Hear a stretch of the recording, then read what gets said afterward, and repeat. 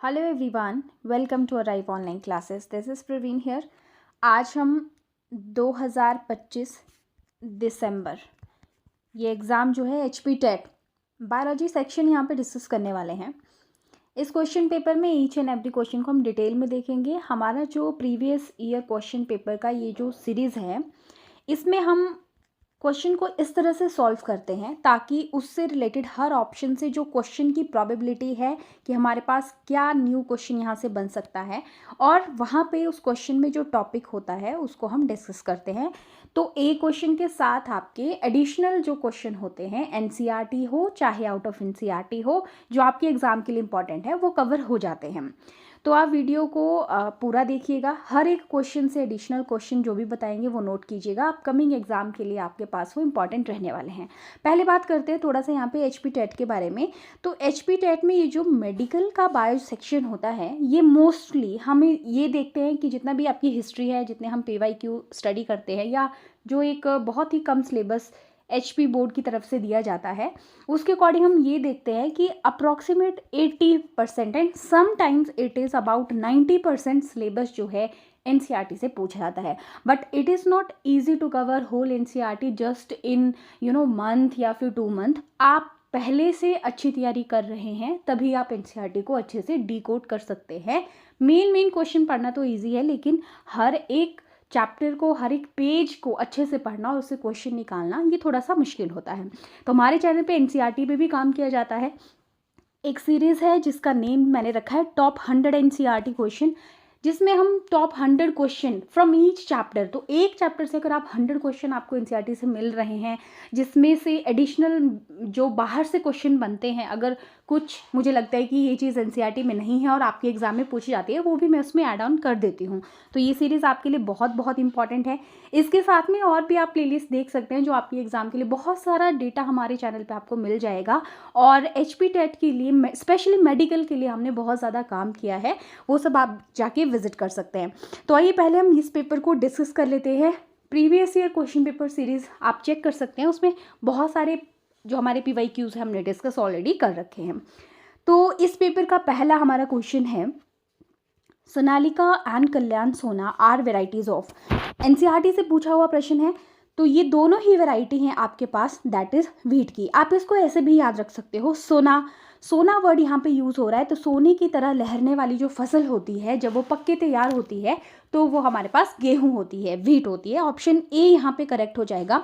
Rice से भी NCERT से क्वेश्चन आता है आपके पास, जो है that is Jaya and Ratna. Jaya और रत्ना किसकी वैरायटीज़ हैं? तो आपके पास आंसर हो जाएगा दैट इज़ राइस। अगला आपके पास क्वेश्चन है, streptokinase used as a clot buster. तो ये क्वेश्चन डायरेक्टली ऐसे भी पूछा जाता है कि क्लॉट बस्टर क्या यूज़ किया जाता है? तो स्ट्रेप्टोकाइनेज, ये भी NCERT का क्वेश्चन है। यहाँ पे स्ट्रेप्टोकोकस इसका जो है वो सही आंसर हो जाएगा। स्ट्रेप्टोकोकस से ये बनाया जाता है। ये क्वेश्चन जो है, माइक्रोब्स इन ह्यूमन वेलफेयर, एक आपके पास NCERT का पूरा पेज है, उसका एक पैराग्राफ है, वहाँ से कम आपके इसी पैराग्राफ से आपके 8 से 10 क्वेश्चन बनते हैं, जो कि बहुत इंपॉर्टेंट है। और मोस्टली एग्जाम में यहाँ से क्वेश्चन एक आता ही आता है। इसको ज़रूर कवर कीजिएगा अगर आप अपकमिंग अपने टेस्ट की तैयारी कर रहे हैं। लैक्टोबैसिलस जो है, यहाँ पे इससे आपको पता है लैक्टिक एसिड बैक्टीरिया, जिससे कि कर्ड प्रिपरेशन किया जाता है। सेक्रोमाइसिस, जिसे हम यीस्ट कहते हैं, एक फंगस है, और इसे जो है हम यूज़ करते हैं फर्मेंटेशन प्रोसेस के लिए। अगला क्वेश्चन है, fusion of two gametes which are dissimilar in size. Fusion of gamete से, ये भी NCERT का क्वेश्चन है। साथ में मैं आपको बता भी रही हूँ, आपको पता चलेगा कि NCERT का वेटेज कितना था आपके एग्जाम में, कितना हो सकता है। जब गैमीट्स जो है, अगर दोनों ही सिमिलर साइज के हैं और वो फ्यूज़ कर रहे हैं, एक जैसे दिख रहे हैं, उसे हम आइसो जो वर्ड होता है, इसका मतलब होता है सेम। और अगर डिसिमिलर है तो एनाइसोगैमी होता है। और यहाँ पे टू डिफरेंट लिखा है, आपके पास 2 गैमीट है, डिसिमिलर इन साइज हैं, तो देखो वो एनाइसोगैमी भी हो सकता था। बट ओगैमी यहाँ पे क्या होता है कि जब एक आपके पास गैमीट बहुत बड़ा है और एक गैमीट आपके पास बहुत छोटा है, ठीक है। डिसिमिलर ही होते हैं ये भी, बट ओगैमी के टाइप में हम ये देखते हैं कि एक गैमीट बहुत, जब उन दो गैमीट को कंपेयर करते हैं, बहुत बड़ा और एक बहुत छोटा, जैसे कि ह्यूमन के केस में होता है एग और स्पर्म, तो वो ओगैमी होता है। तो इसके लिए आपका जो है सही आंसर ऑप्शन सी हो जाएगा। जूगैमी क्या होता है? सिंपली जूगैमी आपका होता है जब एक सेक्सुअल रिप्रोडक्शन का प्रोसेस जो एनिमल्स में होता है। अब यहाँ पे आपके लिए एडिशनल क्वेश्चन यहाँ से ये भी आ सकते हैं, क्योंकि एनसीईआरटी में मेंशन है, ये जो आपके पास डिफरेंट टाइप्स हैं फ्यूजन ऑफ गैमीट के, इनके एग्जाम्पल भी आपको लर्न करने हैं। तो आइसोगैमी आपके पास जो एनसीईआरटी में एग्जाम्पल है दैट इज स्पाइरोगायरा, दूसरा यूलोथ्रिक्स, और इसके बाद एनाइसोगैमी का आप लिख लेंगे दैट इज उडोरीना, और ऊगेमस जो है आपका ऊगेमी या ऊगेमस टाइप ऑफ रिप्रोडक्शन, एक तो मैंने ह्यूमन बताया आपको, इसके साथ में volvox and fucus, right. Next question is which of the following is largest isolated single cell, इसमें से सबसे बड़ी सेल, सिंपल क्वेश्चन पूछा है। ऑस्ट्रिच एग जो है आपके पास सबसे बड़ा यहाँ पे सेल होता है। माइकोप्लाज्मा को हम PPLO that is pleuro pneumonia like organism भी बोलते हैं। ये जो है आपके पास एक लार्जेस्ट लिविंग ऑर्गेनिज्म आपके पास है, और sorry smallest living organism, not largest, और स्मॉलेस्ट लिविंग सेल ये है। यहाँ पे क्वेश्चन पूछा हुआ है कि लार्जेस्ट कौन सा है, तो ऑस्ट्रिच एग, स्मॉलेस्ट जो है आपके पास माइकोप्लाज्मा जिसे हम PPLO भी कहते हैं। और माइकोप्लाज्मा से एक और क्वेश्चन आपको बताती हूँ कि ये माइकोप्लाज्मा की जो सेल होती है ये विदाउट ऑक्सीजन भी सर्वाइव कर सकती है, ये इसका यूनिक फीचर है। नर्व सेल से अगर क्वेश्चन पूछते हैं तो पूछते हैं longest cell of human body, तो आपका आंसर नर्व सेल रहेगा। अगला क्वेश्चन है आपके पास प्रोकैरियोटिक राइबोसोम आर, तो प्रोकैरियोटिक सेल्स में जो राइबोसोम पाए जाते हैं वो 70S टाइप ऑफ राइबोसोम होते हैं। यूकैरियोटिक सेल्स में 80S टाइप भी होते हैं और 70S टाइप भी होते हैं, दोनों पाए जाते हैं। Next question, in which stage of cell division chromosome morphology is most widely studied, ये क्वेश्चन थोड़ा सा इस बार अलग तरीके से पूछा हुआ है, या सिंपली क्वेश्चन ऐसे भी ये आता है कि ऐसी सेल डिवीज़न की कौन सी स्टेज होती है जिसमें हम क्रोमोसोम की शेप को अच्छे से स्टडी कर सकते हैं, क्रोमोसोम अच्छे से विजिबल कौन सी स्टेज में होते हैं। सेम क्वेश्चन थोड़ा सा तरीका अलग हो सकता है पूछने का। तो जब भी हम सेल डिवीज़न पढ़ते हैं उसमें हमारे पास मेटाफेज जो स्टेज होती है उसमें हम क्लियरली देख सकते हैं जो क्रोमोसोम की शेप है, और सारे के सारे क्रोमोसोम जो है सेल के सेंटर में इस तरह से अरेंज हो जाते हैं। यहाँ मैं सिर्फ 2 क्रोमोसोम शो कर रही हूँ, जितने भी क्रोमोसोम हैं, और सेंटर में ये जो लाइन है एक प्लेट लाइक स्ट्रक्चर बनता है, इसे हम इक्वेटोरियल प्लेट कहते हैं, या सेल प्लेट भी हम इसे कहते हैं। इक्वेटोरियल प्लेट पे अरेंज हो जाते हैं। क्वेश्चन ऐसे भी आ सकता है कि इक्वेटोरियल प्लेट पे कौन सी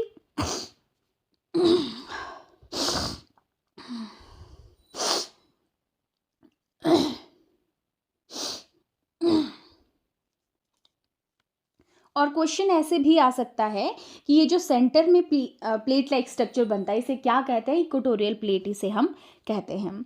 अगर हम बात करें प्रोफेज की, तो प्रोफेज पहली स्टेज होती है सेल डिवीज़न की, और इस स्टेज में कंडेंसेशन ऑफ क्रोमोसोम शुरू हो जाता है, वो थिक होना क्रोमोसोम जो है वो शुरू हो जाते हैं।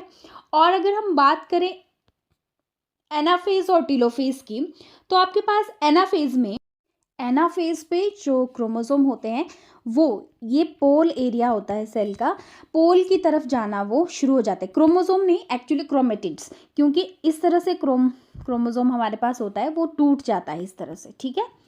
तो यहाँ पे भी मैं आपको एक बहुत इंपॉर्टेंट कंसेप्ट बताती हूँ, क्योंकि ये जो सेल डिवीज़न है चैप्टर, एक और चीज़ आप अगर प्रेफर, मैं आपको यही करूँगी कि जो ओल्ड बुक्स आपके पास है, क्योंकि अभी रिसेंट जो बुक्स आ रही हैं एनसीईआरटी की उसमें कुछ चैप्टर डिलीट हो गए हैं, लेकिन एचपी टेट पुरानी वाली बुक्स के जो चैप्टर और कंसेप्ट हैं उनसे क्वेश्चन पूछता है, तो उन बुक्स को फॉलो करें, ठीक है।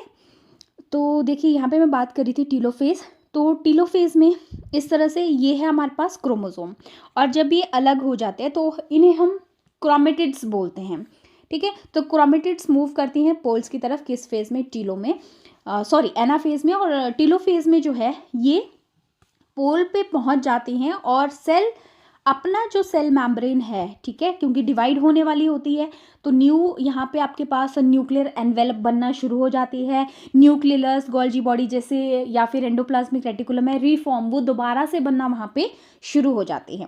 तो ये आपके पास टीलोफेज के करेक्टर हैं। सेल डिवीज़न से भी मोस्टली हर बार पूछा जाता है क्वेश्चन, तो इसको भी चैप्टर को अच्छे से आप कवर कीजिएगा। एक हमारी सीरीज़ है बायो बूस्टर सीरीज़, बहुत ही इंटरेस्टिंग ये सीरीज़ हमने बनाई है। इसमें पहला ही वीडियो हमारा इस पे सेल डिवीज़न पे हमने बनाया था। इसमें काफ़ी ज़्यादा वीडियोस हैं और शॉर्ट वीडियोस हैं, आपकी छोटी छोटी वीडियोस में जो डिफरेंट आपके कंसेप्ट्स हैं वो कवर किए हुए हैं। आप विजिट कर सकते हैं इस सीरीज़ को भी। अगला हमारे पास क्वेश्चन है cleistogamous flower is found in. तो पहले क्लिस्टोगेमस होता क्या है, और आपके पास फ्लावर क्लिस्टोगेमस क्लोज फ्लावर, जो कि कभी ओपन ही नहीं होगा। अब ऐसा कोई फ्लावर हमारे पास है जो ओपन ही नहीं होगा, तो उसके अंदर जो पॉलिनेशन होगी वो कैसी होगी, वो सेल्फ पॉलिनेशन ही होगी। इसके अलावा जो ओपन फ्लावर होता है उसे हम कहते हैं दैट इज चेस्मोगेमस फ्लावर। हमारे पास कुछ ऐसे प्लांट होते हैं जिनमें जो है कई बार दोनों फ्लावर पाए जाते हैं, चेस्मोगेमस भी होते हैं और आपके पास क्लिस्टोगेमस फ्लावर भी होते हैं। तो यहाँ पे इसमें से पूछा है कि क्लिस्टोगेमस फ्लावर जो है कौन सा, किस में पाया जाएगा। ये टॉपिक भी एनसीईआरटी से लिया हुआ है और एनसीईआरटी में भी इसके एग्जाम्पल दिए हुए हैं। ऐसे प्लांट्स जिसमें क्लिस्टोगेमस जो फ्लावर क्लोज आपको देखने को मिलते हैं, जैसे कि आपके कॉमन पेंसी, वायोला है, फिर आपके पास ऑक्जालिस है, इनके पास जो है क्लिस्टोगेमस फ्लावर होते हैं। यहाँ पे टोबैको, मिराबिलस, सनफ्लावर, ठीक है, कोई भी ऑप्शन, नन ऑफ दीज, यहाँ पे ऑप्शन डी करेक्ट होगा क्योंकि इनमें क्लिस्टोगेमस फ्लावर नहीं पाए जाते हैं। नेक्स्ट क्वेश्चन है an angiospermic plant start producing flower, this is beginning of, कौन सी स्टेज। ये भी आपका एनसीईआरटी से ही पूछा हुआ प्रश्न है। यहाँ पे इसका करेक्ट आंसर हो जाएगा रिप्रोडक्टिव फेज। जुवेनाइल फेज जो होती है वो पीरियड ऑफ ग्रोथ जो रहता है स्टार्टिंग में ऑर्गेनिज्म की, वो जुवेनाइल फेज होता है। वेजिटेटिव फेज भी इसी को हम कहते हैं, इसी की दूसरी टर्म है। और सेनेसेंट फेज जो आपके पास होता है वो बुढ़ापा जिसे हम कहते हैं वो आ जाएगा। तो पहली फेज जुवेनाइल, वेजिटेटिव फेज जिसको कह रहे हैं रिप्रोडक्टिव, और लास्ट फेज फिर आपके पास सेनेसेंट फेज आ जाएगा। नेक्स्ट आपका क्वेश्चन है which of the following plant flowers only once in life time. ये भी एनसीईआरटी का प्रश्न आपके पास है। बेम्बू ट्री आपके पास यहाँ का आंसर हो जाएगा। बेम्बू जो प्लांट है वो एक ही बार अपनी पूरी लाइफ में फ्लावरिंग करता है और तकरीबन 50 से जब ये 100 साल का हो जाता है तो बहुत सारे फ्लावर और फ्रूट्स बनाता है और उसके बाद इसकी डेथ हो जाती है। एक और इसी के साथ जहाँ से प्रश्न एनसीईआरटी से पूछा हुआ है, एक और क्वेश्चन यहाँ से बनता है। प्लांट का नाम है स्ट्रॉबीलेंथस और स्पीशीज़ है कुंतियाना, जिसे हम कॉमन नेम जिसका है वो नील कुरंजी कहते हैं। ये एक ऐसा फ्लावर है जो सिर्फ 12 साल में एक बार जिसमें फ्लावरिंग होती है। ये भी इम्पॉर्टेंट क्वेश्चन है और ये सितंबर अक्टूबर के बीच में फ्लावरिंग इसमें होती है और ये साउथ हिली एरिया में पाया जाता है, जैसे कर्नाटक, तमिलनाडु, केरला साइड ये पाया जाता है। ये भी इम्पॉर्टेंट क्वेश्चन है। अगला क्वेश्चन है double fertilization is a characteristic feature of. तो आपके पास एंजियोस्पर्म में ये डबल फर्टिलाइजेशन का कंसेप्ट देखा जाता है। Next question non sister chromatids exchange segments during which phase.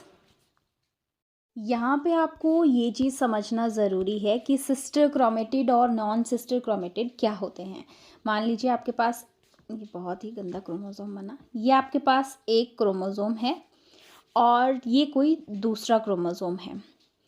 तो इस क्रोमोसोम की आपस में ये जो ब्रांचेस हैं, ठीक है, आर्म्स जिनको हम बोलते हैं, ये अगर हम इनको अलग कर दें तो ये आपस में, इस क्रोमोसोम की हम बात कर रहे हैं, आपस में ये सिस्टर क्रोमेटिड है।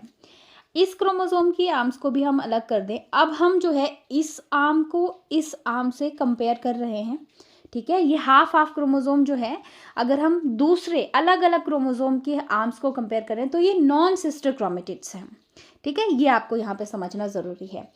एक आपकी फेज़ होती है जिसमें सनाप्टोनिमल कॉम्प्लेक्स बनता है मियोसिस वन।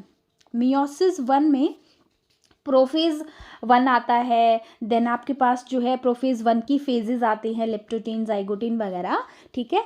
उसमें से ये जो जाइगोटीन है इसमें पेयरिंग करते हैं क्रोमोसोम। पेयरिंग इस तरह से कि जैसे एक क्रोमोसोम है, इसके साथ दूसरा क्रोमोसोम पेयरिंग कर रहा है। अब यहाँ पे कोई दूसरा क्रोमोसोम आपके पास होगा, ये अलग पेयरिंग कर रहा है इस तरह से।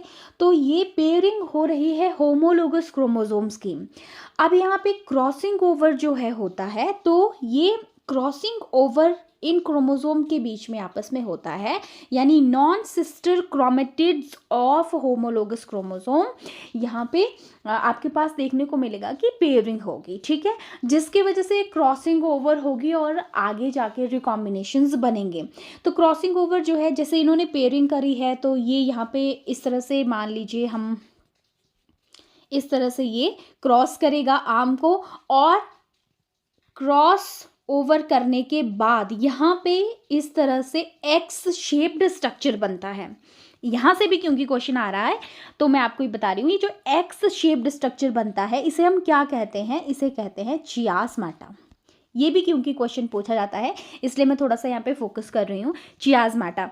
ये भी आपको याद रखना है। अब जो क्रॉसिंग ओवर होती है वो होती है, आपको याद रखना है, that is between non sister chromatid of homologous chromosome. ये आपको वर्ड याद रखना है एग्जैक्टली। तो नॉन सिस्टर क्रोमेटिड एक्सचेंज होती है ड्यूरिंग विच फेज, यही क्वेश्चन पूछा हुआ है। तो एक्सचेंज जब इनका मटेरियल होता है तो उसे हम बोलते हैं that is crossing over. Simply ऐसे भी पूछा जाता है कि क्रॉसिंग ओवर कौन सी फेज में होता है, तो आपका जो आंसर होगा वो पैकिटीन होगा। अगर यहाँ पे पूछा होता कि होमोलोगस क्रोमोसोम पेयरिंग किस फेज में कर रहे हैं, तो आपका आंसर जाइगोटीन हो जाता। लेप्टोटीन से क्या क्वेश्चन पूछा जाता है, लेप्टोटीन से ये क्वेश्चन पूछा जाता है कि यहाँ पे जो आपके पास क्रोमोसोम होते हैं उनकी कंडेंसेशन जो है शुरू हो जाती है। डिप्लोटीन, क्योंकि डिप्लोटीन भी इसी का फेज है, जो हम prophase one of meiosis one, ये सारी फेजेस इस prophase one of meiosis one की हैं यहाँ पे।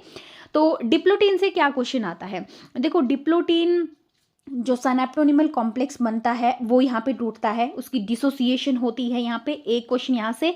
और आप जो है यहाँ पे जो आपके पास एक्स शेप्ड स्ट्रक्चर होता है, ठीक है, वो आपको सेपरेट होता हुआ दिखता है, जिसे चियाज़्माटा मैंने आपको बोला। और ये फेज जो है कई बार बहुत लंबे समय तक ठहरती है, ठीक है। तो जैसे कि आपके पास एनसीईआरटी में बताया हुआ है कि जो oocytes बनते हैं, अब ये कंसेप्ट oocytes का आ रहा है आपका ह्यूमन रिप्रोडक्शन से। थोड़ा सा कोरिलेट करूंगी, बहुत डीप यहाँ पे नहीं जाऊंगी क्योंकि आप कंफ्यूज हो सकते हैं। लेकिन oocyte क्या है, यहाँ पे जब हम oogenesis यानी एग बनने का जो प्रोसेस है, ओवा बनने का जो प्रोसेस है, वहाँ से ये कंसेप्ट oocyte टर्म वहाँ से आ रही है। तो जब oocyte बनते हैं वर्टिब्रेट्स के अंदर, जिनमें रीढ़ की हड्डी होती है, उन्हें वर्टिब्रेट्स कहते हैं। तो ये डिप्लोटीन जो है मंथ से लेके कुछ ईयर्स तक रह सकती है, ये लॉन्गेस्ट स्टेज आपके पास है। तो क्वेश्चन ये भी बन गया कि लॉन्गेस्ट फेज कौन सी है, ठीक है। चलिए चलते हैं अगले क्वेश्चन की तरफ। इनफ्लोरल फॉर्मूला के डिनोट्स विच स्ट्रक्चर। वैसे फ्लावर जो टॉपिक है पूरा, उसमें चाहे फ्लावर की आपके पास वर्ल्स हैं, पेटल, सेपल, इन पे बहुत सारे क्वेश्चन बनते हैं, टर्म्स से क्वेश्चन बनते हैं, उनको पढ़ना बहुत ज़रूरी है। यहाँ पे तो आपके जो डिनोट करने वाले यहाँ पे सिंबल्स हैं, वहाँ से क्वेश्चन पूछा है। यहाँ पे मैं वो ज़्यादा डिस्कस करने वाली हूँ। सबसे पहले तो के बारे में पूछा है यहाँ पे, तो के हम लिखते हैं कैलिक्स के लिए, जो आउटर मोस्ट वर्ल होती है। कैलिक्स किससे बनता है, sepal plus sepal plus sepal, group of sepals calyx उसे कहते हैं। फिर आता है आपके पास दैट इज करोला। करोला को हम सी लिखते हैं, और करोला किससे बनता है, जो पंखुड़ियाँ होती है, petals petals petal, group of petals. लेकिन कुछ ऐसे फ्लावर होते हैं जिनमें हम ये पता नहीं कर सकते हैं कि कौन सी सेपल हैं और कौन सी पेटल हैं। आप आइडेंटिफाई नहीं कर पा रहे हो, तो आप उसको सेपल बोलोगे कि पेटल बोलोगे। तो उनको ना तो सेपल बोला जाता है ना पेटल, उनको बोलते हैं हम टेपल्स, ठीक है। क्या कहते हैं, टेपल्स। तो आपके पास यहाँ से भी ये प्रश्न आया हुआ है पहले भी, ग्रुप ऑफ टेपल्स, उन्हें हम क्या कहते हैं, दैट इज कॉल्ड पेरियंथ। और पेरियंथ को पी से लिखा जाता है जब हम फ्लोरल फॉर्मूला लिखते हैं। फिर आपके पास सिंपल सा होता है कि गाइनोशियम के लिए जी लिखते हैं जो फीमेल रिप्रोडक्टिव सिस्टम है, और एंड्रोशियम है तो हम ए लिखते हैं, ठीक है। और अगर फ्लावर जो है बाइसेक्चुअल है तो हम ये साइन लिखते हैं, मेल फ्लावर के लिए ये साइन होता है, फीमेल फ्लावर्स के लिए ये है, ठीक है, फीमेल के लिए ये, मेल के लिए ये इंपॉर्टेंट है। फिर आपके पास सिमेट्री फ्लावर की फ्लावर को हम इस तरह से कट कर सकते हैं, या फिर वो एक ही प्लेन से कट होता है, बाई लेटरल सिमेट्री है, रेडियल है, ठीक है, उस तरह से भी होता है। तो उसे हम यहाँ पे बोलते हैं दैट इज जाइगोमॉर्फिक फ्लावर बोलते हैं, या फिर एक्टिनोमॉर्फिक फ्लावर। जाइगोमॉर्फिक के लिए इस तरह से परसेंटेज वाला सिंबल होता है, एक्टिनोमॉर्फिक के लिए इस तरह का सिंबल आपके पास होता है। तो ये सब चीज़ें आपको याद रखनी है। यस, गाइनोशियम में एक और सिंबल यूज होता है, कई बार गाइनोशियम इस तरह से लिखा होता है, कई बार इस गाइनोशियम इस तरह से लिखा होता है। तो अगर ओवरी सुपीरियर है, अब ये भी आपका टाइप ऑफ फ्लावर से क्वेश्चन है, इस पर भी हमने अलग वीडियो बनाया है, इंपॉर्टेंट है। देखिए ये बहुत बड़ा चैप्टर है, मॉर्फोलॉजी ऑफ फ्लावरिंग प्लांट, ये भी बहुत सारा डिलीट हो चुका है नई वाली बुक्स में, इसको अच्छे से डिटेल में पढ़िएगा पुरानी बुक्स से। तो सुपीरियर ओवरी होती है जब ओवरी की पोजीशन अपर मोस्ट होती है फ्लावर में, तो उसके लिए हम जो है इस तरह से सिंबल लगाते हैं सुपीरियर के लिए, और अगर इन्फीरियर ओवरी है तो हम इस तरह से सिंबल लिखते हैं। तो ये तो होगी बात सिंबल्स की। थोड़ा सा यहाँ पे फ्लोरल फॉर्मूला मैं आपको बताऊंगी जो कि बहुत इंपॉर्टेंट है। एनसीईआरटी के ही फ्लोरल फॉर्मूला लर्न करने हैं, बाकी नहीं। जैसे मैं ट्रिक के साथ आपको बताती हूँ, आपको याद हो जाएंगे। देखिए 4 फैमिली है, 4 ऑप्शन में वही देखने को मोस्टली मिलता है। इस तरह से आपके पास एक सिंबल है, और 1 + 2 + 2 ब्रैकेट में आगे मैं इस तरह से यहाँ लिख रही हूँ 9 + 1, ठीक है, ये आपके पास है। तो ये आपके पास जो है फेबियसी का, ठीक है, फेबियसी फैमिली का फ्लोरल फार्मूला है। डायरेक्टली आपको जो है लर्न करना है फेबियसी, और फेबियसी को लर्न करने के लिए आपको मैं बताती हूँ, इसमें एक ही फॉर्मूला, एक ही फ्लोरल फार्मूला है जिसमें 9 आ रहा है, ठीक है। जब आप 1 + ये नंबर ऑफ जो आपके पास वर्ड्स हैं लिखते हैं, उसमें एक ही बार आपके पास 9 आ रहा है, किसी दूसरे फॉर्मूला में एनसीईआरटी वाले में नहीं है।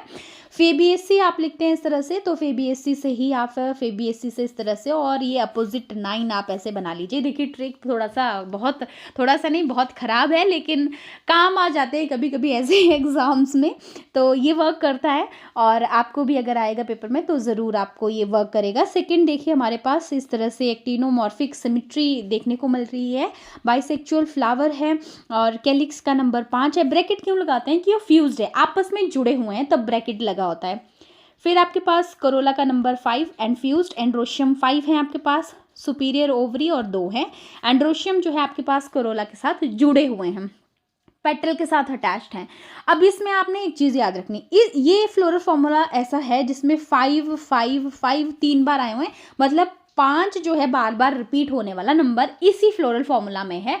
एनसीईआरटी के फ्लोरल फॉर्मूला की बात करें तो 5 resemble with S, and S से जो आपकी फैमिली एनसीईआरटी की शुरू होती है वो है सोलिनेसी। तो आप ऐसे याद रख सकते हो कि सोलिनेसी का जो फ्लोरल फॉर्मूला है वो ये है, ठीक है। और next floral form bracteate flower है, एक्टिनोमॉर्फिक सिमेट्री है, बाइसेक्चुअल फ्लावर है, पेरियंथ है, यहाँ पे 3 + 3 की वर्ल में है, फ्यूज्ड हैं। एंड्रोशियम 3 + 3 है, गाइनोशियम आपके पास 3 and fused, perianth is attached with androecium.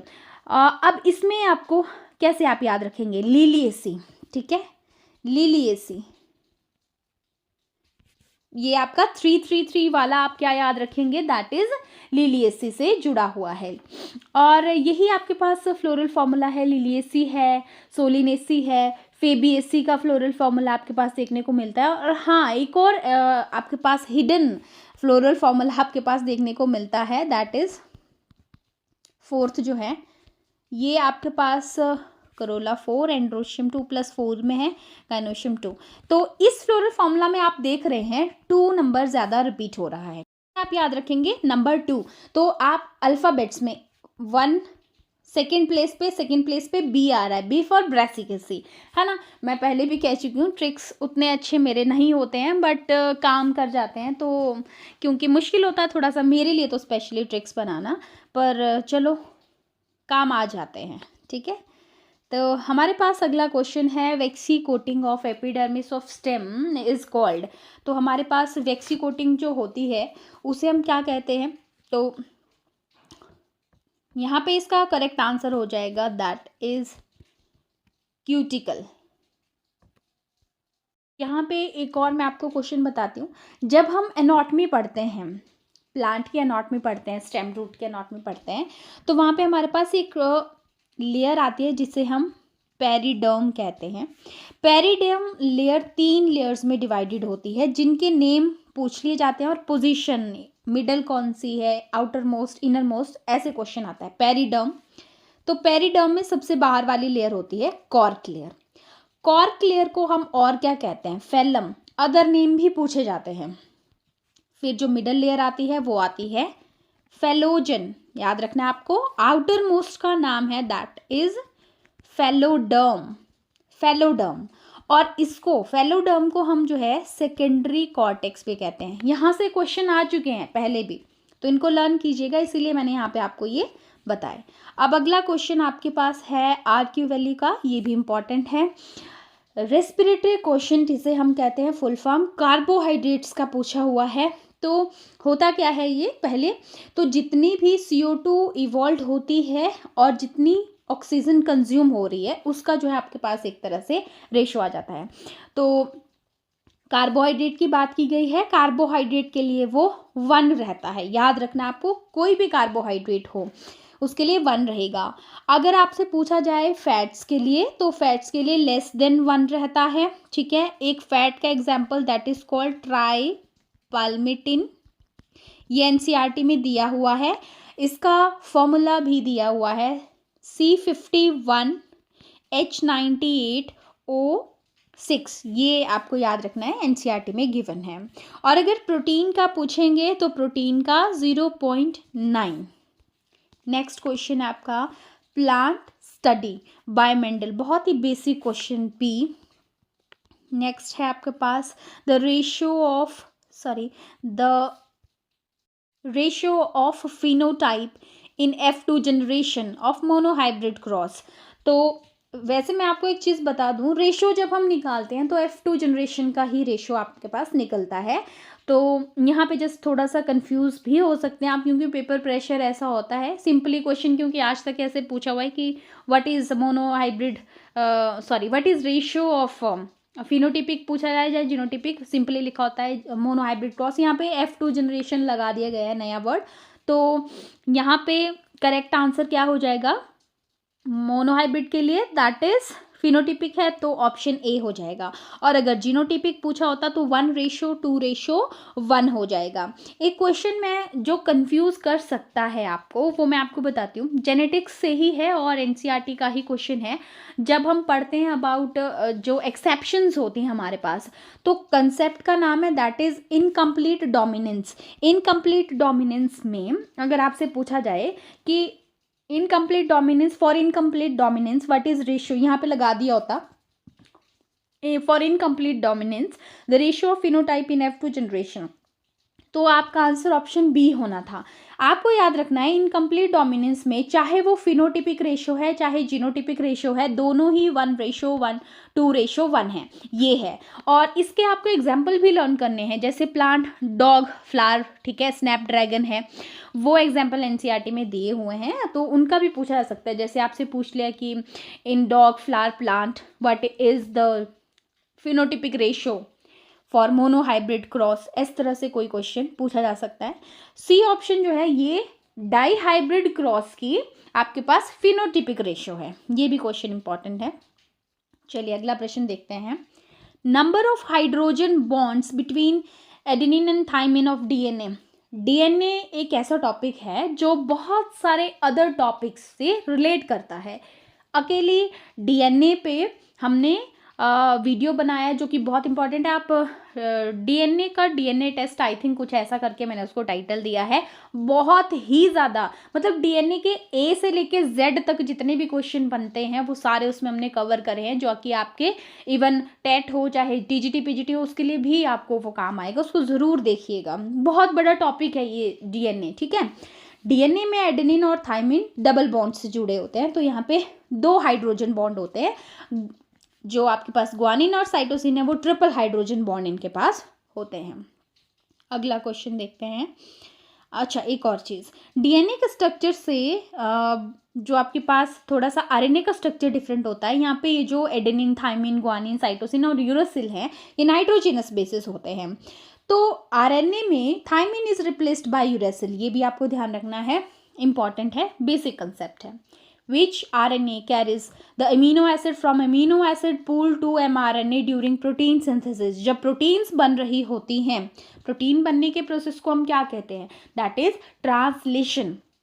उस प्रोसेस के दौरान जो आपके पास इस तरह से प्रोटीन बनना होता है, वहाँ पे राइबोसोम यूनिट काम कर रही हैं, तो अमीनो एसिड आएंगे, तो कौन सा आपके पास टाइप ऑफ आरएनए है जो उनको लेके आता है? इस तरह से ये क्वेश्चन पूछा हुआ है।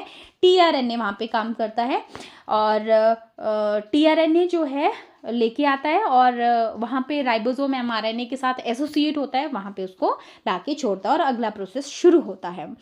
ट्रांसलेशन भी सेपरेटली एक बहुत बड़ा आपके पास टॉपिक है। जेनेटिक्स जो है क्योंकि स्टूडेंट्स को टफ लगता है थोड़ा सा, क्योंकि कईयों को इजी भी लगता है, लेकिन मोस्ट ऑफ स्टूडेंट को टफ लगता है।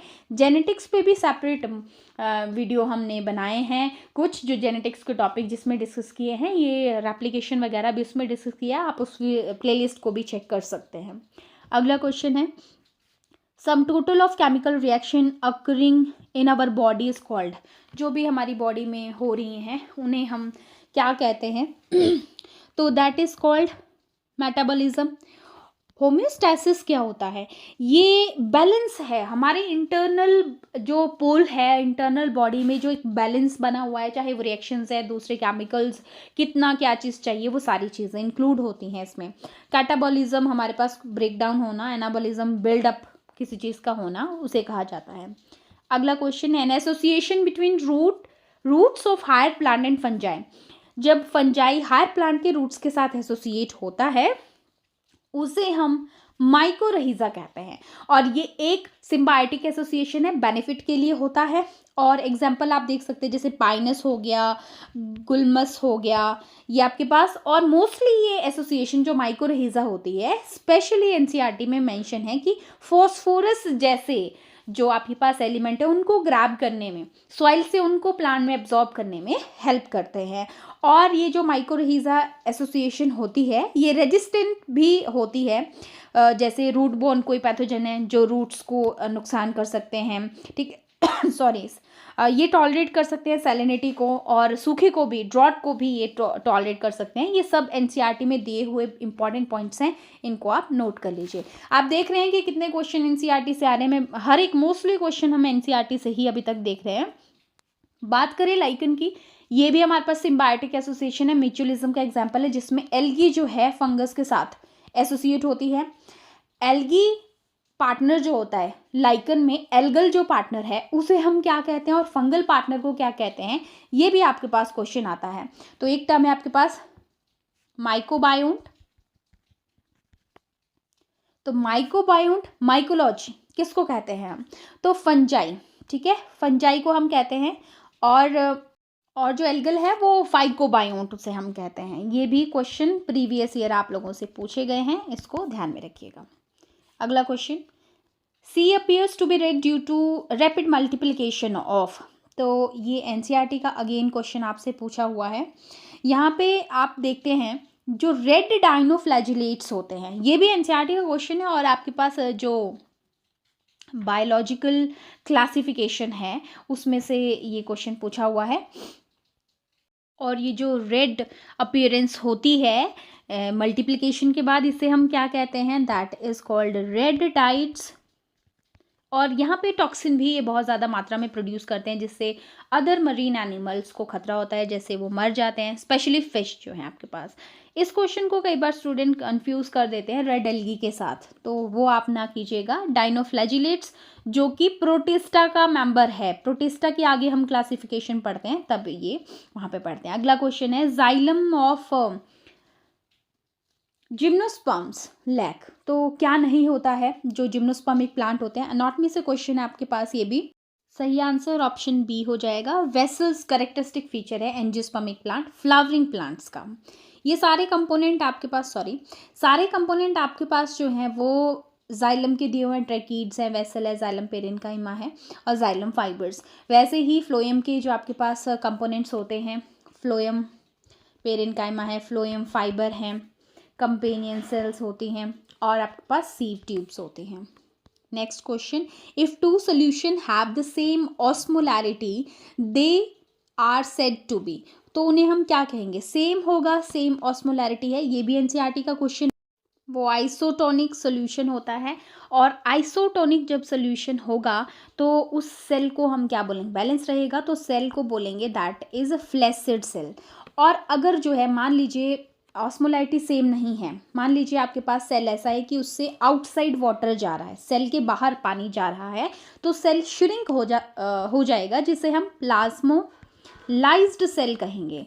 और अगर सेल स्वेलअप हो जाता है, सेल के अंदर वाटर आ रहा है तो उस सेल को हम टर्जिड सेल कहेंगे। ये भी बेसिक टर्म्स हैं, हो सकता है पूछ ली जाए आपसे। अगला क्वेश्चन है, first stable product of C3 cycle. तो C3 साइकिल का आपके पास पूछा हुआ है, then your answer should be phosphoglyceric acid, PGA जिसे हम कहते हैं। और oxalo acetic acid C4 cycle का जो है होगा। अगर यहाँ पे C4 साइकिल लिखा होता तो आपका answer oxalo acetic acid, OAA short में इसको लिखा होता है, और PGA जो है C3 साइकिल। अगला क्वेश्चन है, xylem of gymnosperm lack. Again एक ही क्वेश्चन इन्होंने 2 बार पूछ लिया होता है, तो यहाँ पे क्या आंसर हो जाएगा? That is xylem vessel, option B correct हो जाएगा। अगला क्वेश्चन है आपके पास, that is if two solution have the same osmolarity then they are said to be. अब ये क्वेश्चन आप देख रहे हैं, ये सेम पेज रिपीट हो गया है, सॉरी 2 बार नहीं, ये 2 बार पेज मेरे से रिपीट हो गया है। अगला क्वेश्चन आपके पास है, पिगमेंट प्रेजेंट यूनिवर्सली इन ग्रीन ऑक्सीजेनिक प्लांट्स। तो यूनिवर्सल जो आपके पास है वो क्लोरोफिल ए है। क्लोरोफिल ए सभी तरह के प्लांट्स में पाया जाता है, ऑप्शन ए करेक्ट हो जाएगा। अगला क्वेश्चन है, क्रेन्स अनॉटमी अकरिंग। तो ये C4 प्लांट्स का कैरेक्टरिस्टिक फीचर है, रीथ लाइक स्ट्रक्चर जहाँ पे आपको देखने को मिलता है वहाँ पे कुछ एग्जाम्पल इसके नोट कर, दैट इज मेज एंड दूसरा है सॉर्गम। ये मैं आपको एनसीईआरटी के ही एग्जाम्पल बता रही हूँ क्योंकि दिए गए हैं और इम्पॉर्टेंट हैं, ठीक है। Next question, the enzyme which converts glucose to glucose six phosphate, वो कौन सा है? तो देखिए यहाँ पे ये क्वेश्चन आपका एनसीईआरटी का ही है, थोड़ा सा डिटेल बोलूँगी इसको मैं। टॉपिक आपका ग्लाइकोलिसिस है, वहाँ से पूछा हुआ है, पहला ही स्टेप है। 10 स्टेप ये प्रोसेस एनसीईआरटी में मेंशन किया हुआ है। ग्लाइकोलिसिस जिसमें ग्लूकोज टूटता है और पायरुविक एसिड बनाता है। एक ग्लूकोज से आपके पास 2 पायरुविक एसिड बनते हैं। पहले स्टेप में ग्लूकोज चेंज होता है ग्लूकोज 6-फॉस्फेट में, तो 6 पोजीशन पे ATP से जब ADP बनता है तो फॉस्फेट वहाँ से निकल के 6 पोजीशन पे लग जाता है, तो हेक्सोकाइनेज वहाँ पे काम करता है, जो कि पहले स्टेप का एंजाइम है। और ग्लाइकोलिसिस से और जो प्रीवियस ईयर की बात करें, जो पूछे हुए क्वेश्चन है, तो एक तो ग्लाइकोलिसिस हमारे पास पहला फर्स्ट स्टेप है सेल्यूलर रेस्पिरेशन का, पहला पॉइंट। दूसरा, ये जो इसकी लोकेशन है, कहाँ पे हो रहा है ग्लाइकोलिसिस, सेल में कहाँ हो रहा है, तो ये भी आता है साइटोप्लाज्म के अंदर हो रहा है। 10 स्टेप ये प्रोसेस है, पायरुवेट लास्ट प्रोडक्ट है इसका। और यहाँ पे ग्लाइकोलिसिस में इसका जो रिलेशन है सेल से, तो पार्शियल ऑक्सीडेशन के नाम से भी इसको जाना जाता है। कोई भी ऑर्गेनिज्म है, एरोबिक है, एनारोबिक ऑर्गेनिज्म है, प्रोकैरियोटिक है, यूकैरियोटिक है, हर तरह के ऑर्गेनिज्म के अंदर ग्लाइकोलिसिस प्रोसेस होता ही होता है। तो ये सारे बेसिक इंपॉर्टेंट क्वेश्चन हैं, इनको आप नोट कर लीजिए। अगला क्वेश्चन है, net gain of ATP in anaerobic respiration. Anaerobic respiration में पूछा हुआ है, तो यहाँ पे 2, ऑप्शन सी करेक्ट होगा। एरोबिक रेस्पिरेशन जब पूछा जाता है तो वहाँ पे 38 ATP, नेट वर्ड अगर लगाए तो 36 आएगा, टोटल ATP 2 क्योंकि यूटिलाइज हो जाते हैं। तो देखिएगा या तो ऑप्शन में 36 दिया होगा या 38 दिया होगा, डिपेंड करेगा ऑप्शन पे, उस तरह से टिक कीजिएगा। नेक्स्ट क्वेश्चन है, which one of the following growth regulator is known as stress hormone.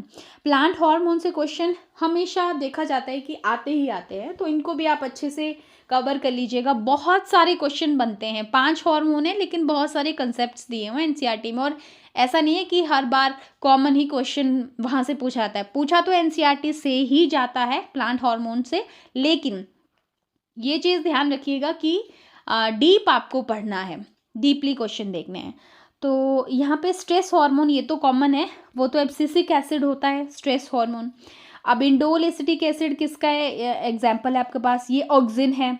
अगर हम बात करें ऑक्सिन तो ग्रोथ प्रमोटर है। ऑक्सिन 2 तरह के एनसीईआरटी में मेंशन किए हुए हैं, सिंथेटिक ऑक्सिन है जो बनाए जा रहे हैं, और नेचुरल है जो प्लांट में अपने आप बन रहे हैं। जैसे इंडोल एसिटिक एसिड है और आपके पास इंडोल ब्यूटारिक एसिड है, ये दोनों ही नेचुरल हैं। फिर आपके पास NAA और 2,4-D ये सिंथेटिक में आ जाते हैं। तो पूछा भी जाता है क्वेश्चन इस तरह से कि सिंथेटिक है या फिर आपके पास नेचुरल है, तो ये आप ध्यान रखिएगा। अगला क्वेश्चन है, the plant hormone use to destroy weed in a field. ये भी इंपॉर्टेंट है और एनसीईआरटी से ही पूछ, ऑप्शन बी करेक्ट हो जाएगा। और ये एक एडिशनल पॉइंट यहाँ पे नोट कर लो कि जब वीड्स को, स्पेशली ये जो डाइकोट वीड्स होते हैं, ठीक है, डाइकोट्स वीड्स, उनको डिस्ट्रॉय करता है, मेंशन है एनसीईआरटी में, इंपॉर्टेंट है। The largest gland of human body पूछा हुआ है, तो लिवर लार्जेस्ट आपके पास ग्लैंड हो जाता है। पिट्यूटरी आपके पास मास्टर ग्लैंड है, ओवरी एग प्रोड्यूस करती है। थाइमस ग्लैंड जो है आपके पास कहाँ लोकेटेड है, ये आप मुझे आंसर करेंगे, लोकेशन ऑफ, ठीक है, आप लोकेशन बताइएगा।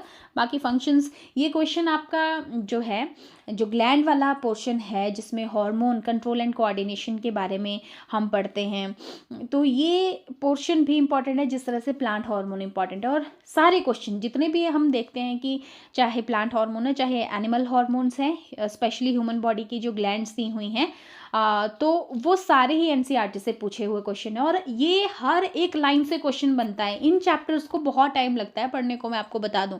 जैसे मान लो एक चैप्टर है ट्रांसपोर्ट इन प्लांट, तो वो ज़्यादा टाइम नहीं लेता, उसमें से मेन क्वेश्चन पढ़ेंगे, चल पड़ेगा काम। लेकिन जैसे ये आपका चैप्टर है जिसमें आप हार्मोन्स के बारे में पढ़ रहे हैं, ठीक है, तो वो आपको बहुत बहुत डिटेल में पढ़ना पड़ेगा। Chemical coordination and integration chapter है, और ओल्ड बुक में चैप्टर नंबर 22, बहुत इंपॉर्टेंट है, पढ़िएगा अच्छे से उसको। अगला क्वेश्चन है, HCl एक्सक्रीशन अकर इन, तो बहुत ही बेसिक क्वेश्चन, स्टमक में बनता है और कौन से सेल्स बनाती हैं, बहुत बार हम डिस्कस कर चुके हैं। तो ऑक्जेंटिक सेल्स जो हमारे पास हैं, जिन्हें हम पेराइटल सेल्स भी कहते हैं, वो इनको बनाते हैं। Next question, cold blooded animals are also called. Cold blooded को क्या कहते हैं हम, दैट इज ऑप्शन डी यहाँ पे करेक्ट हो जाएगा। पोकिलोथर्मिक भी बोलते हैं और एक्टोथर्मिक भी बोलते हैं। एंडोथर्मिक जो या होम्योथर्मिक जो होते हैं वो हम बोलते हैं वार्म ब्लडेड एनिमल्स को, option D. Next question, lipids are insoluble in water because lipid molecules are. तो यहाँ पे लिपिड्स जो हैं आपको पता है फैट, एक तरह से उसको हम देखते हैं, ये हमारे पास हाइड्रोफोबिक होते हैं, पानी से डर लगना, हाइड्रोफोबिक हैं। और ये भी आपके पास एनसीईआरटी बेस्ड ही क्वेश्चन है, ठीक है। सिंपल फैटी एसिड्स इनमें इंक्लूड होते हैं।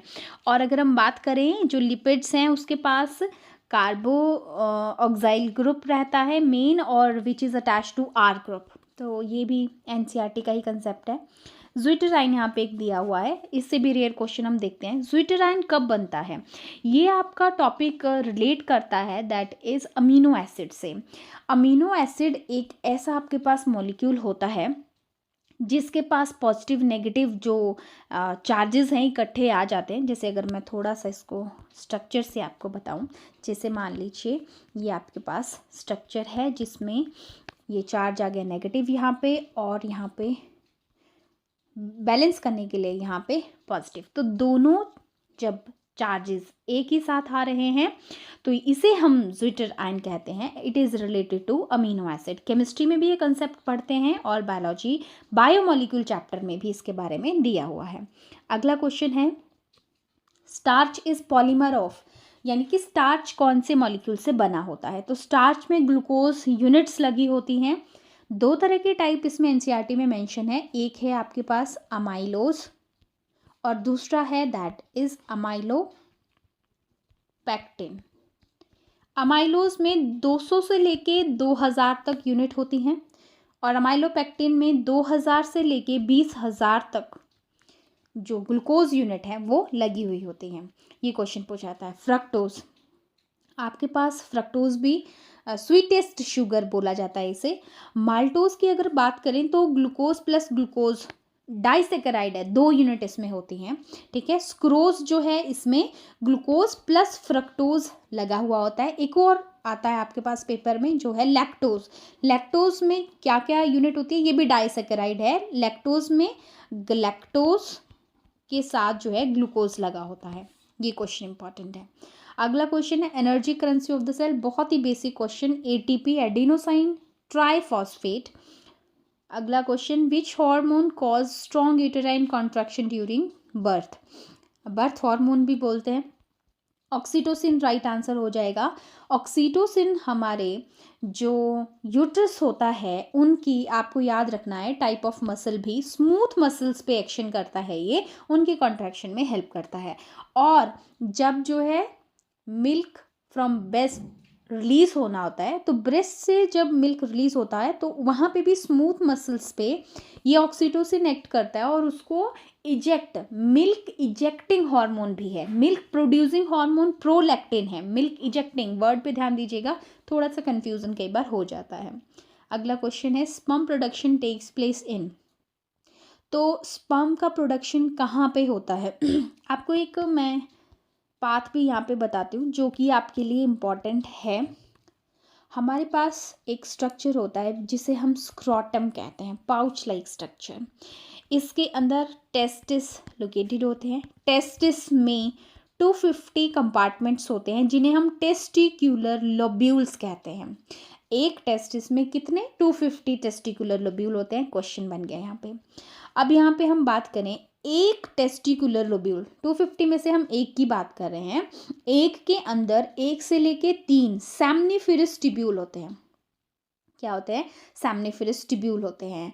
अब सेमनिफेरस ट्यूब्यूल में in which spermatogonia and Sertoli cells are produced.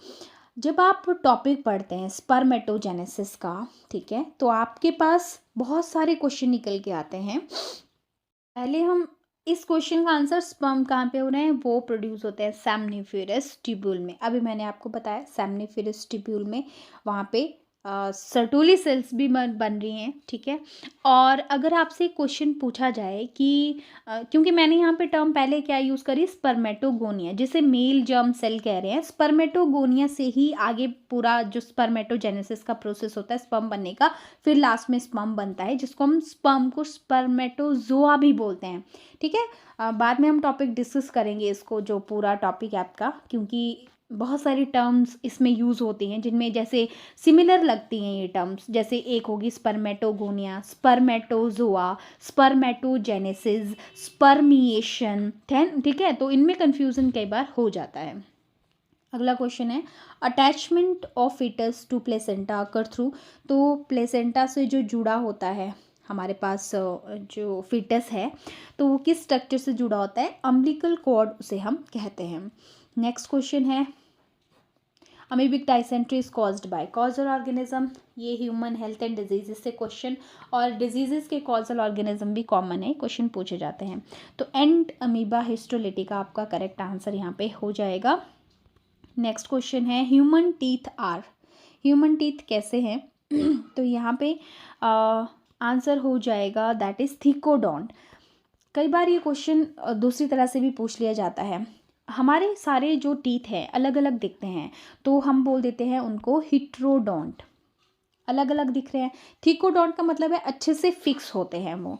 और हमें मिल्क टीथ आते हैं, देन उसके बाद जो है परमानेंट टीथ आते हैं, तो 2 बार टीथ आते हैं तो टर्म होती है यूज दैट इज डाइफाइडोंट। तो human teeth are diphyodont, thecodont, heterodont, ये 3 टर्म आप जो है याद रखिएगा, इम्पॉर्टेंट है। Next question, most of the digestion and absorption of food takes place. तो ज़्यादातर मोस्टली कहाँ पे होती है, स्मॉल इंटेस्टाइन में सबसे ज़्यादा हमारे पास एब्जॉर्प्शन और डाइजेशन यही होती है। नेक्स्ट क्वेश्चन है एडिशनल वैल्यू ऑफ, यहाँ पे of air a person can expire by forcible expiration, ज़ोर से सांस छोड़ने पर जो है एडिशनल कितना सांस छोड़ सकता है, ये क्वेश्चन आपसे पूछा हुआ है।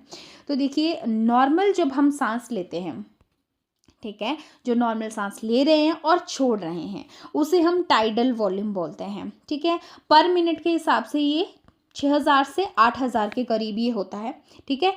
और ERV, ठीक है, ERV एक्सपिरेटरी रिजर्व वॉल्यूम, जो जोर से हम सांस छोड़ रहे हैं, यही फोर्सेबल एक्सपायरेशन कर रहे हैं। और इंस्पिरेटरी रिजर्व वॉल्यूम, जब जोर से सांस हम ले रहे हैं, ठीक है। और रिजर्व वॉल्यूम होता है रेजिड्यूअल वॉल्यूम। तो रेजिड्यूअल वॉल्यूम होता है जो हमेशा ही हमारे लंग्स के अंदर रहता है, और इसकी रेंज आपको याद रखनी है, 1100 ml से लेके 1200 ml तक की रेंज होती है एयर की। अगला question, which of the following organ is considered as graveyard of RBC, बहुत बेसिक सा question, that is spleen. Next, most common species of honey bee is Apis indica. ये आपके पास आपको जो common name, scientific name honey bee के बारे में पढ़ने को मिलेगा। थोड़ा सा हनी बी की जो आपके पास 6 डिटर्मिनेशन है वो आपको मिल जाएगी जेनेटिक्स +2, और इनके जो साइंटिफिक नेम्स हैं वो आपको मिलेगी 9th क्लास की बुक के अंदर, वहाँ से आप इसको पढ़िएगा सारे नेम। जैसे इंडिका, इंडियन हनी बी को भी कहते हैं हम। डॉसेटा है जो रॉक भी है, चट्टानों पे रहती है। मेलिफेरा है, ये एक्जॉटिक स्पीशीज़ है। टेलियन है, फ्लोरी है, सबसे छोटी होती है साइज़ में। ये क्वेश्चन इसी तरह से पूछे जाते हैं। Dengue fever is transmitted by, dengue कौन ट्रांसमिट करता है? एनोफ्लिस जो है मलेरिया फैलाती है, ठीक है। अगर हम देखें क्यूलेक्स मस्कीटो, तो जो एलिफेंटासिस डिजीज़ है जो हम पढ़ते हैं, एलिफेंट की तरह लेग बड़ी हो जाती है ना। एडिस मस्कीटो डेंगू यहाँ पे इसके लिए करेक्ट आंसर जो है हो जाएगा। और टेसी फ्लाई जो आपके पास होती है वो क्या करती है, वो आपके पास स्लिपिंग सिकनेस जो डिजीज़ है, ठीक है, उसको स्प्रेड करने में हेल्प करती है, स्प्रेड करती है। उसका ये जो है वो एक तरह से वेक्टर होता है, जो डिजीज़ को स्प्रेड करता है उसको वेक्टर टर्म दी जाती है। Pisciculture is rearing caring management और प्रोडक्शन ऑफ, तो ये फिश से जुड़ा हुआ है।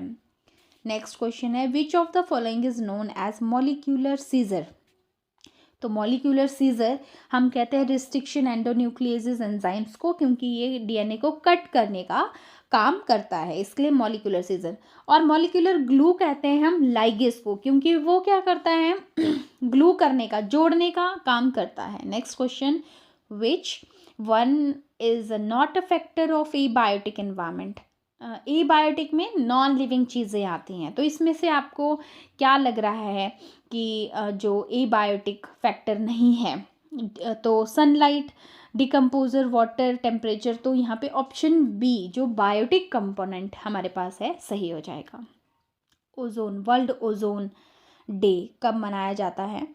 तो ये हम देखते हैं 21 अप्रैल को। तो जो इम्पॉर्टेंट डेज़ के क्वेश्चन है वो भी मैंने आपको सेपरेट वीडियो में, क्योंकि बायो सेक्शन में ज़्यादातर जो बायोलॉजी से रिलेटेड डेज़ हैं वही पूछे जाते हैं। Earth day, water day, environment day, etcetera, health day वगैरह ये पूछे जाते हैं आपसे, तो इन पे आप थोड़ा सा फोकस कीजिएगा। Closed circulatory system occur in, किस में पाया जाता है closed circulatory system? Snail, cockroach, cuttlefish और ऑल ऑफ दीज। मोलस्का के मेंबर्स में वैसे तो ओपन सर्कुलेटरी सिस्टम होता है, लेकिन कटल फिश और इसके साथ ऑक्टोपस, इनमें क्लोज्ड सर्कुलेटरी सिस्टम पाया जाता है। नेक्स्ट क्वेश्चन है, excretion in Arthropoda, one second, excretion in Arthropoda takes place by. तो आर्थ्रोपोड्स जो हैं उनमें मेलपिगियन ट्यूब्यूल्स कॉमन होते हैं। अगर हम बात करें स्पेशली जो ग्रीन ग्लैंड्स आपके पास दी हुई हैं, ये किस में पाई जाती हैं? Coxal glands, green glands prawn में पाए जाते हैं। कॉक्सिल ग्लैंड्स स्पाइडर, स्कॉर्पियन हैं, माइट्स हैं, उनमें पाए जाते हैं। Next question, pace maker of heart, जो हार्ट बीट को बनाता है, उसकी पेस को बनाता है, SA नोड। जैसे हार्ट हमारे पास है, हार्ट के 4 चैम्बर हमने डिवाइड कर दिए यहाँ पे, ठीक है। जो आपके पास ये चैम्बर है उसके इस लोकेशन पर SA नोड होता है, और ये जो है हार्ट को पंप करने के लिए इनिशिएट करता है। पेस मेकर इसलिए इसको कहते हैं। यहाँ पे हमारे पास AV नोड होती है जो अगले आपके पास यहाँ पे फाइबर लाइक स्ट्रक्चर होते हैं जिनको हम पुरकिंजे फाइबर कहते हैं, उन तक ये जो आपके पास बीट है उसको पहुंचाता है। इम्पल्स यहाँ पे कार्डिक इम्पल्स बनती है, देन हार्ट की मसल्स में जाती है और हार्ट बीट करता है। तो सबसे पहले एसए नोड, एवी नोड आता है, देन आपके पास पुरकिंजे फाइबर और उसके बाद कार्डिक मसल्स। ये फ्लो भी आपको ध्यान में रखना है। पेस मेकर हो गया एसए नोड। अगर क्वेश्चन पूछा जाए पेस सेटर कौन है, तो एवी नोड, जो आगे पेस को सेट करता है। Next question, the heart beat of a person increases at the time of interview due to secretion of. तो घबराने वाली कंडीशन है, डर वाली कंडीशन है, स्ट्रेस वाली कंडीशन है, तो एड्रेनलिन हार्मोन वहाँ पे रिलीज होता है। ऑप्शन बी यहाँ पे करेक्ट हो जाएगा। Next question is hardening of the arteries due to deposition of cholesterol is called. Cholesterol deposition हो रहा है तो उसे हम क्या कहते हैं? ऑप्शन बी करेक्ट हो जाएगा, एथेरोस्क्लेरोसिस। अगर कोलेस्ट्रॉल डिपॉजिट हो जाता है आर्टरीज के अंदर। Next question is increase in frequency of urination. Urination की फ्रीक्वेंसी में अचानक से आपके पास इंक्रीज आ जाता है, उसको हम क्या कहते हैं? देखिए, यूरीमिया क्या होता है? Accumulation of urea in the blood. Blood के अंदर यूरिया देखने को मिल रहा है, ये किसकी वजह से होता है? जब किडनीज अच्छे से अपना काम नहीं कर पा रही हैं। ठीक है, आपके पास नेक्स्ट है प्रोटी यूरिया, यूनीरिया।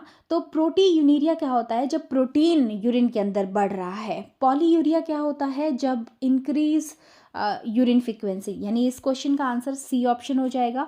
ऑप्शन डी के आपके पास दैट इज ग्लाइकोसूरिया, जब ग्लूकोज यूरिन में ज़्यादा हो जाता है, ग्लाइकोसूरिया। और एक और टर्म है आपके पास एनसीईआरटी में मेंशन है, कीटोन्यूरिया। तो ये जब कीटोन बॉडीज यूरिन के अंदर पाई जाती हैं, ये भी आपको पूछा जा सकता है ये क्वेश्चन। ये जो टर्म पूछी हुई थी इंक्रीज फ्रीक्वेंसी ऑफ यूरिनेशन, ये आउट ऑफ एनसीईआरटी क्वेश्चन था। अगला क्वेश्चन है how many ribs are present in human being. तो रिब्स पूछा गया है, टोटल 12 पेयर्स होते हैं, जिनमें से आपके पास जो हैं ट्रू रिब्स होती हैं, फॉल्स रिब्स होती हैं और फ्लोटिंग रिब्स होती हैं।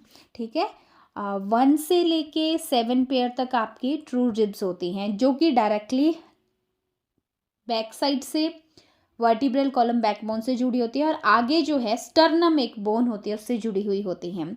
फिर आपके पास नेक्स्ट 3 पेयर जो होते हैं वो बैक साइड से तो जुड़े होते हैं, लेकिन आगे जो हैं 7th नंबर के पेयर से इस तरह से जुड़ते हैं, इंडिविजुअली स्टर्नम से नहीं जुड़ते हैं, तो फॉल्स कहते हैं। और आपके पास जो फ्लोटिंग रिब्स होती हैं वो बैकबोन से जुड़े होते हैं बैक साइड से, लेकिन आगे वो फ्लोट ही करती हैं, आगे किसी भी दूसरी बोन से जुड़े नहीं होते हैं, इसलिए उनको फ्लोटिंग रिब्स हम बोलते हैं।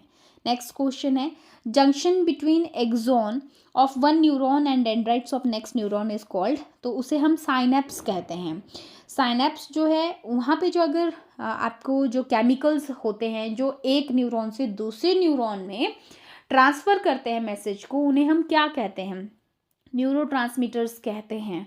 ठीक है, वो ही हेल्प करते हैं एक तरह से एज अ केमिकल ट्रांसफ़र करते हैं नर्व इम्पल्स को।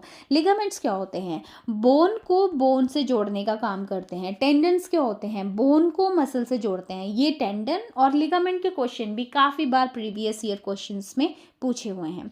Space between lens and retina, आई एक सीरीज है इम्पॉर्टेंट ह्यूमन बॉडी ऑर्गन्स, जिसमें जैसे liver, I, year, heart.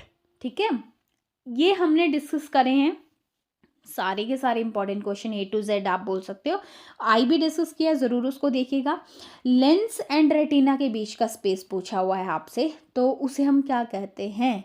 Lens and retina उसे हम कहते हैं that is vitreous chamber. Space पूछा हुआ है और इसमें जो फिल्ड होता है फ्लूइड, उसे हम विट्रस ह्यूमर कहते हैं। आपके पास जो एरिया एक्वस चैम्बर किसको बोलते हैं? जो कॉर्निया और लेंस के बीच का एरिया है और उसमें जो फिल्ड फ्लूइड है वो एक्वस ह्यूमर उसे हम बोलते हैं, एक्वस चैम्बर। लेबिरिंथ क्या होता है? लेबिरिंथ फ्लूइड फिल्ड होता है जो हमारे इनर ईयर के अंदर, ईयर से रिलेटिव। वेस्टिब्यूल क्या है? इनर ईयर को बोला जा रहा है। अगला क्वेश्चन है corpus luteum secrete hormone called, तो ये कौन सा हार्मोन रिलीज करता है, that is called progesterone hormone, option B correct हो जाएगा। और प्रोलैक्टिन मैंने पहले भी डिस्कस करा, मिल्क प्रोड्यूसिंग स्क्रीटिंग हार्मोन है, टेस्टोस्टेरोन मेल सेक्स हार्मोन है। एल्डोस्टेरोन जो है ये आपके पास रीएब्जॉर्प्शन कॉज करता है सोडियम एंड वाटर की।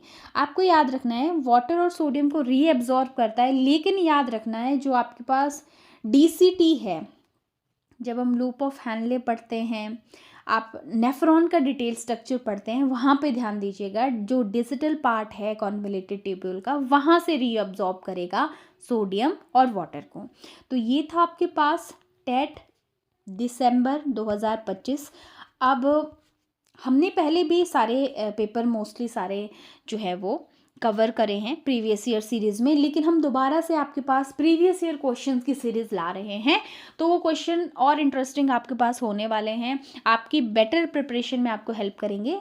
तो ज़रूर आप चैनल को सब्सक्राइब कीजिएगा। कोई भी HP टेट से लेके आपका कोई कंसर्न है, कोई आप पूछना चाहते हैं, कोई पर्टिकुलर क्वेरी है, तो आप इस नीचे दिए गए नंबर पे हमें कॉल कर सकते हैं, या आप टेट के कोर्स में एनरोल होना चाहते हो तो भी हम आपको कोर्स प्रोवाइड करते हैं। और डिटेल जानने के लिए आप नीचे दिए गए नंबर पे हमें कांटेक्ट कर सकते हैं। Thank you so much for watching. हम मिलते हैं अगली वीडियो में। Have a nice time and take care.